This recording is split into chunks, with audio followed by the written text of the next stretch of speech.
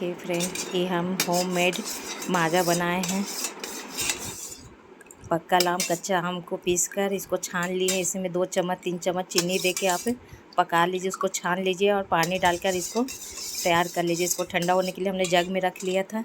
चलिए सर्व कर लेते हैं। कलर भी बहुत अच्छा आया फ्रेंड। होममेड माजा है, आप भी बनाइए अपने बच्चों को। बाहर से पीने से अच्छा है कि घर में बना के पिलाएं।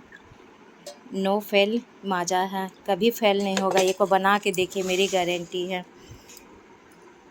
कि आपके बच्चे मांग मांग के पिएंगे। देखिए आम से थोड़ा सा डेकोरेट कर दे रहे हैं। फ्रेश पुदीना का पत्ता तोड़ कर लाए हैं, हम ऊपर टेरेस पे लगाए हुए हैं।